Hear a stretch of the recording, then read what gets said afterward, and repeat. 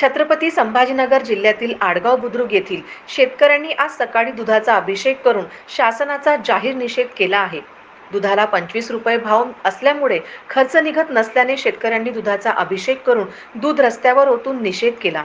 एकीकडे गाई म्हशींसारख्या जनावरांना खाऊ घालणं आणि लागणारा खर्च पुरत नसल्यामुळे शासनाने किमान 40 रुपये भाव द्यायला पाहिजे व दूध उत्पादक शेतकऱ्यांच्या मागण्या मान्य केल्या पाहिजे अशी भावना व्यक्त केली जात आहे। आमची प्रमुख मागणी आहे की दुधाला सरसगट 40 रुपये भाव देण्यात यावा, नसता छत्रपती संभाजीनगर येथे जाणारा दूध पुरवठा हे 8 दिवसात पूर्ण जिल्ह्याचा बंद करण्यात येईल व गावोगावी जे दूध जातं ते सर्व घरातच राहील। कारण की आम्ही कोणालाही दूध देणार नाही।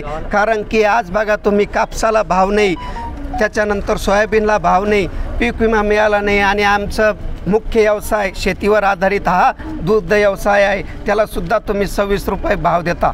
आडगावच्या शेतकऱ्यांनी तीव्र संताप व्यक्त केलेला आहे। दूध सांडून आम्ही हा विरोध दाखवलेला आहे। आम्ही याच्यापूर्वी आंदोलन केलं पण दुधाला अजिबात भाव नाही। आज बघा हे बिस्लरीला केवळ 25 रुपये भाव आहे ना आमच्या दुधाला 24 रुपये भाव आहे। म्हणजे याला उत्पादन खर्च 2 रुपये बी असणार नाही। आमचा उत्पादन खर्च 40 रुपये 35 रुपये तरी सरकारला काय कळत नाही का? सरकारला सारं कळतं पण शेतकऱ्याचं मरण हेच धोरण शेतकऱ्यांचं सरकारचं कोणतंही सरकार आलं शेतकऱ्याकडे चांगल्या दृष्टीने पाहत नाही। आज इथून पुढे शेतकऱ्याचा अंत पाहू नये आम्ही तीव्र आंदोलन करू। आमच्या गावामध्ये 95% शेतकरी हे दुधावर अवलंबून आहे आणि आज जर असे जर सरकार दुर्लक्ष करीत असेल तर आम्ही उद्या संभाजीनगरात तीव्र आंदोलन करू। याचा सरकारला कळेल याचा कसा हे होईल म्हणून परिणाम होईल।